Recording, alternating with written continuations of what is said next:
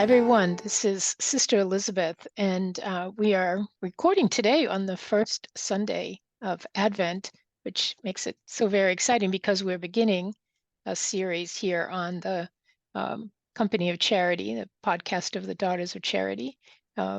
We are starting a series on Advent readings, and we're going to have some guests um, on our show as usual that we'll be hmm interviewing or hearing from.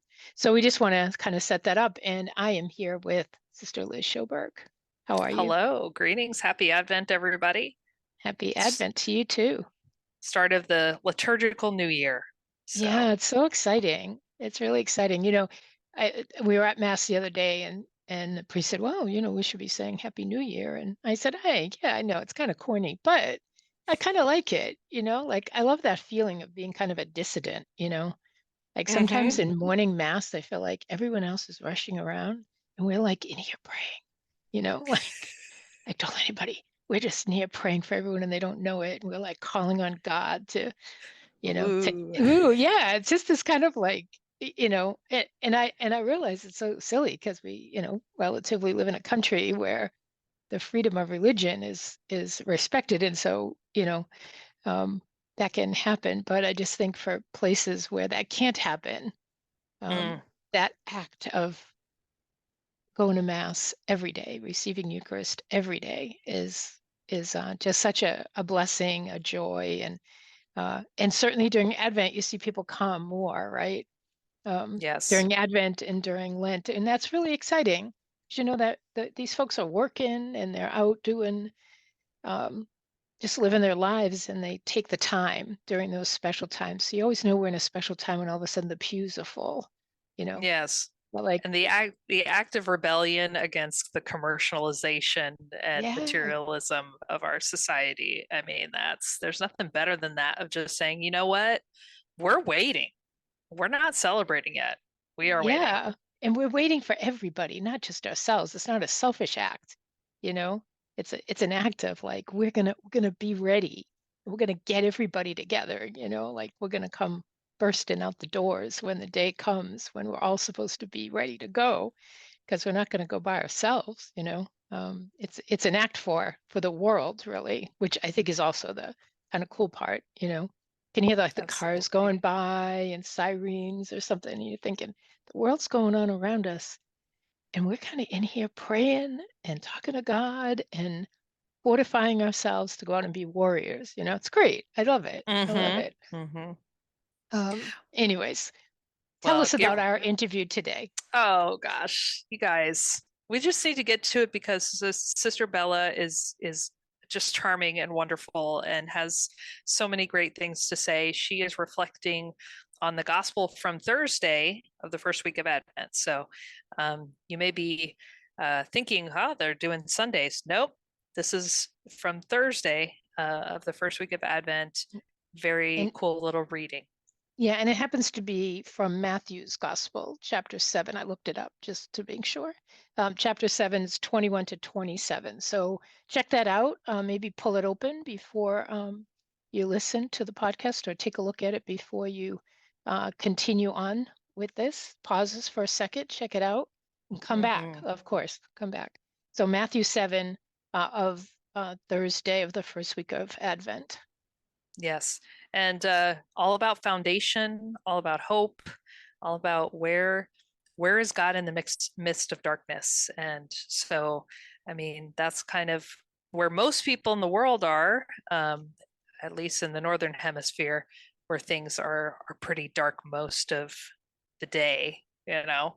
You get that 12 hours solid of sunlight, but 4 o'clock, 4:30 comes around, y'all are getting into darkness. So, I love it. It's my favorite time of year. I love the dark. I love dark, gloomy days.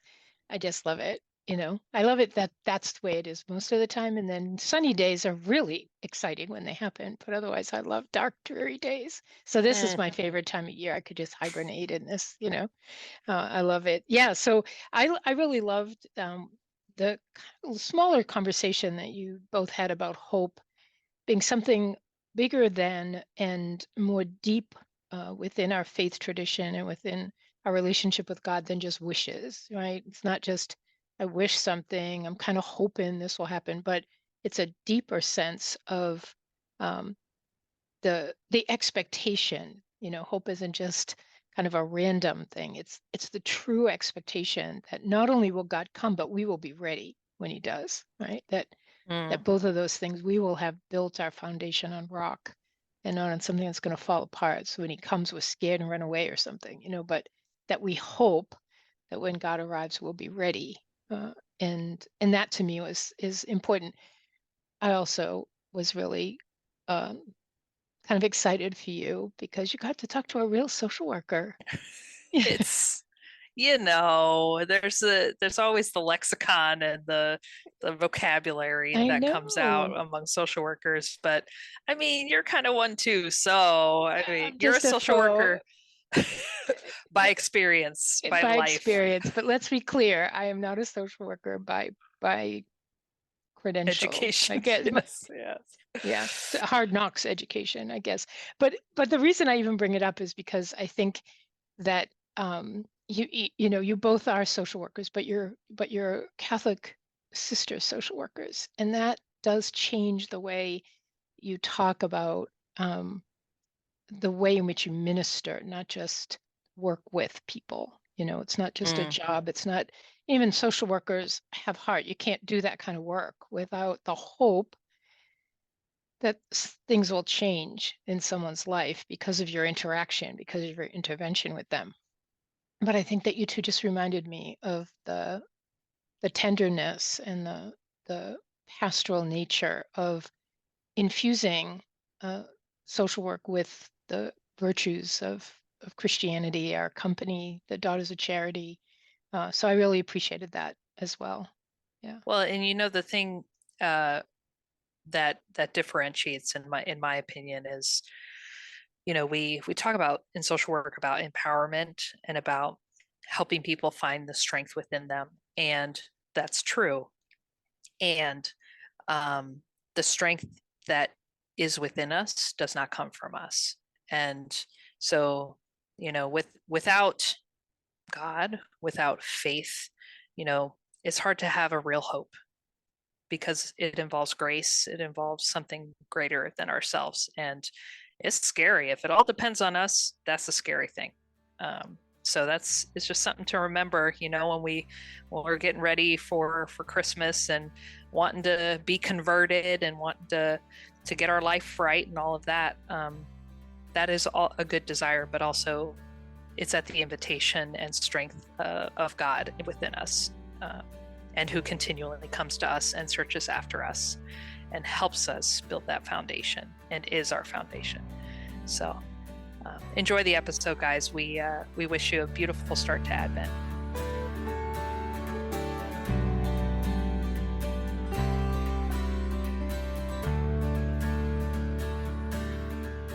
All right, well, welcome everybody. Thanks for joining us on this very special episode at the beginning of Advent. And I'm so delighted to have a good friend on the podcast here. Sister Bella, thank you so much for joining us today.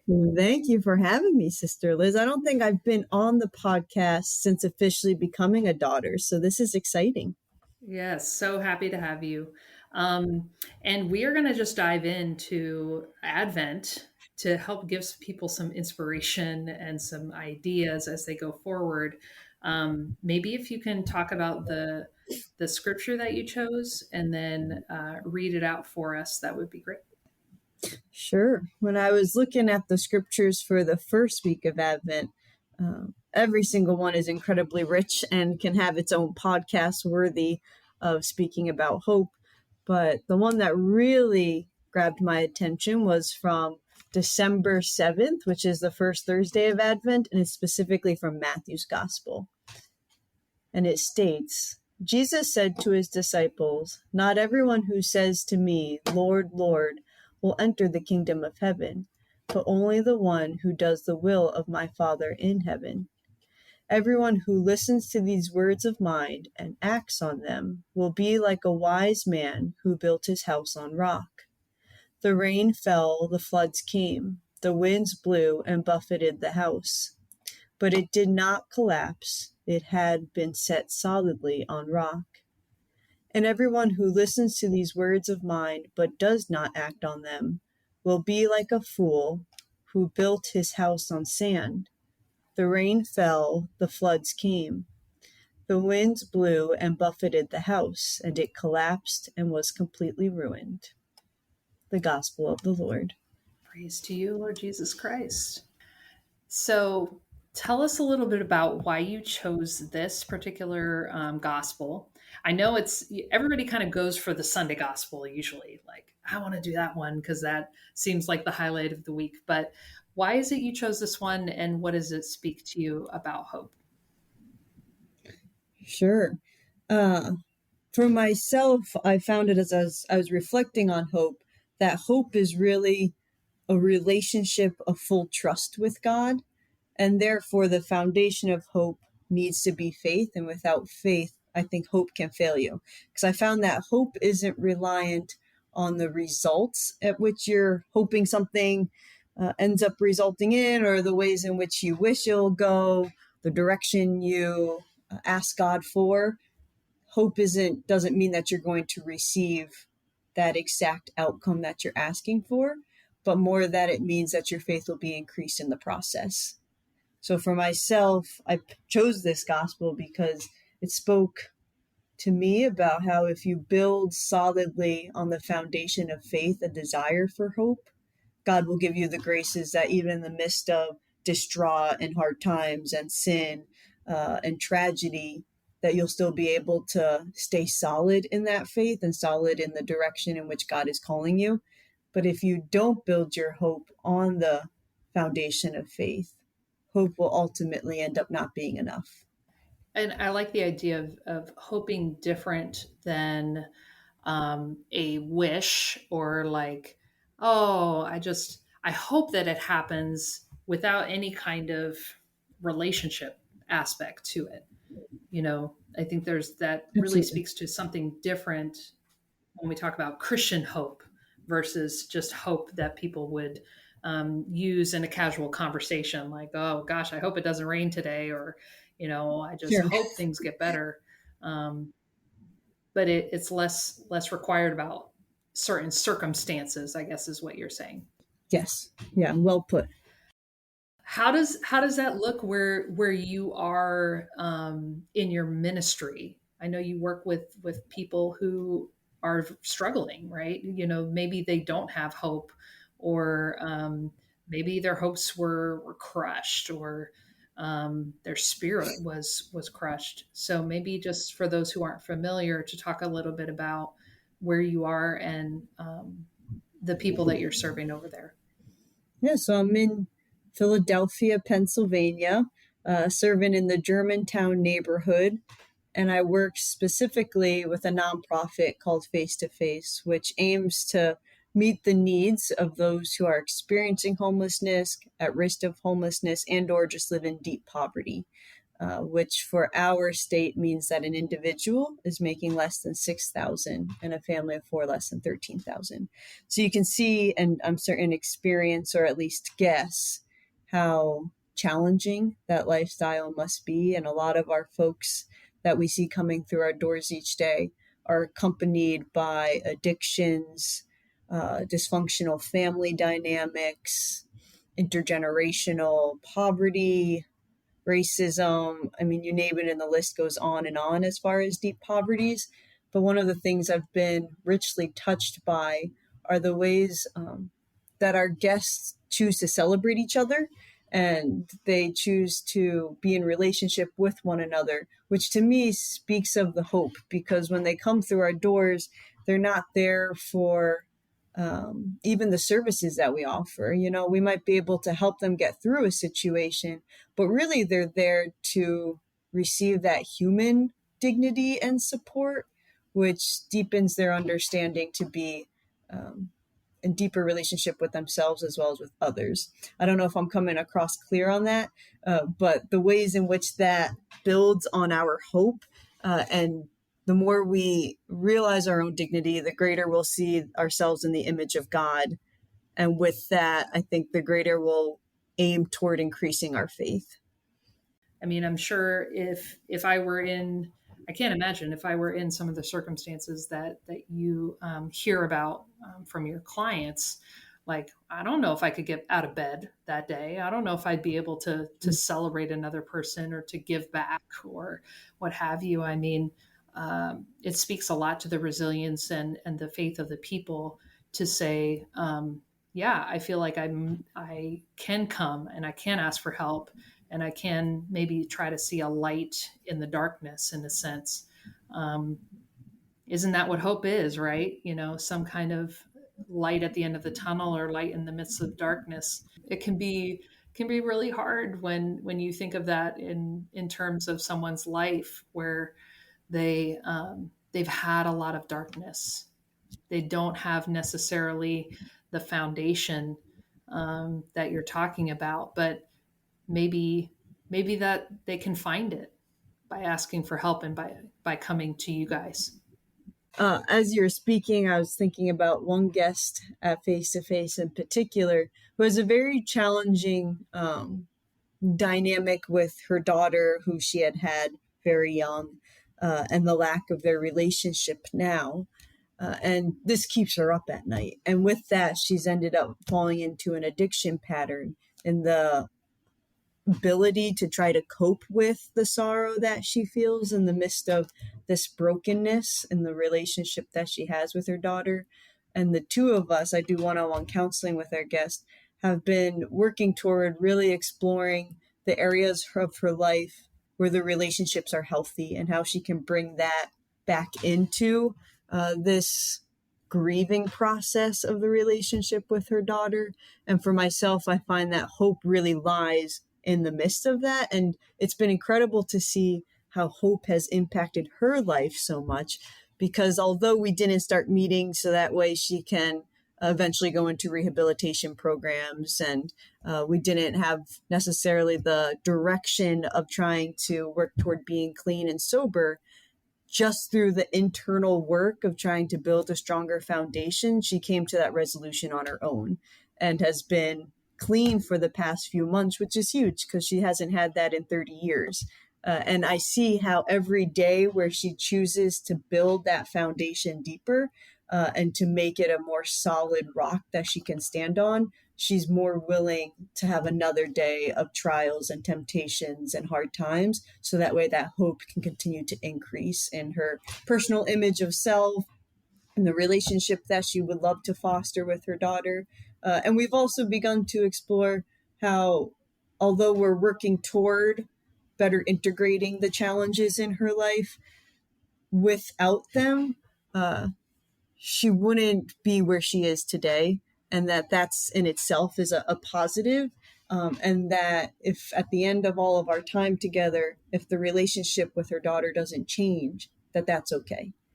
Because the fact of the matter is that, and as we've mentioned, hope doesn't depend on where you land at the end, but it depends on the steps you took throughout. So that way God was always at the core and the center of it. That's that Christian hope I think you were talking about, Liz, so beautifully.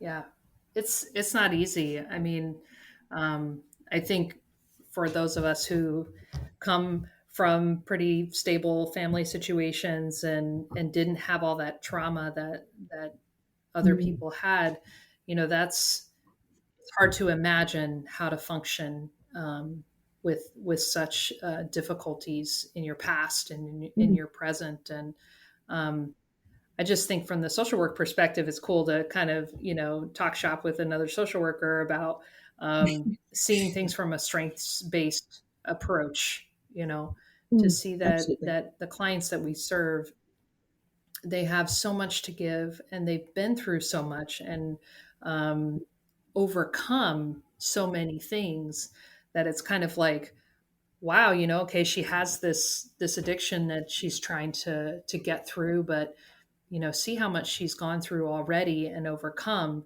that could be potentially a model or learning for her to be able Mm. to face this other situation. Just with that little extra accompaniment that you and the others are able to provide, um, it's a real gift to people, and it's a sacred responsibility for for those of us who's been given so much. Oh, absolutely. And as you were sharing your reflection of the story, I was thinking how our hope is not solo. It's not something that we journey with by ourselves in our relationship with God, but it's something that, as much as I'm accompanying this woman, she's also increasing my hope. It's a mutual exchange. I guess that's a good way to put it, that the hope that others foster in their relationships with God ends up being translated to fostering hope in relationships with others. It's all interconnected. And I think Advent is a beautiful season where we're beginning to see just how interconnected everything is, from birth to toward death, how everything has a season and everything has a way of connecting back to God. And I think that that hope is built when we allow ourselves to be accompanied with others and by others. Yeah, it's, to me, I think that's part of, maybe that's all of why I'm a daughter of charity, because it's just, it's not just about doing good for others, right? It's not just about, okay, like I've been given so much, so I need to give a lot.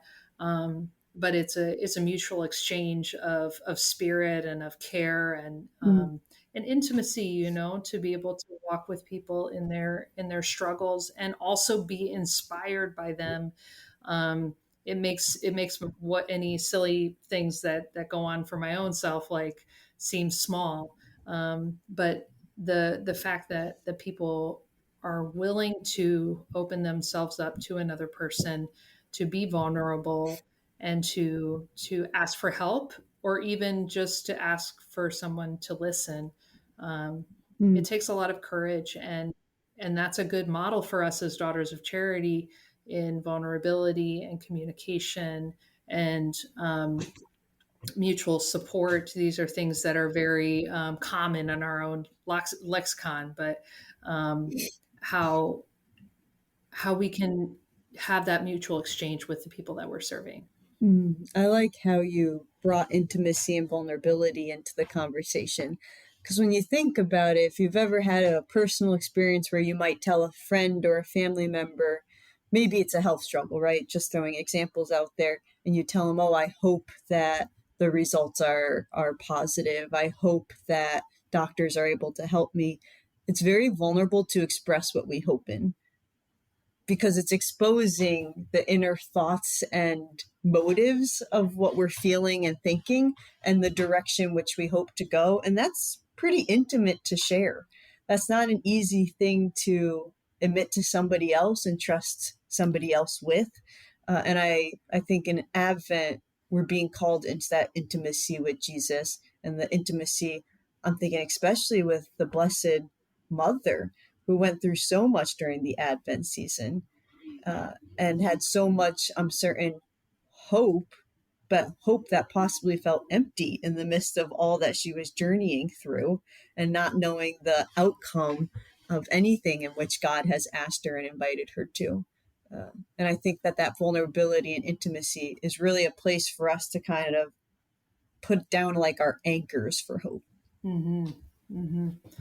Yeah, so maybe as we start to think about wrapping up this reflection together, how can we journey through Advent with hope in the midst of uncertainty? I think the great place to start is with the Blessed Mother and her example of fidelity and a yes in the midst of challenge. Um, I just remember my sister-in-law, with the 4 pregnancies that she had, of how that is getting ready for a child, and um, the movement and the joy and the nesting and all of those things that sort of come along with getting close to giving birth. Um, and it's just neat to be able to envision what the Blessed Mother was going through and what her prayers might have been.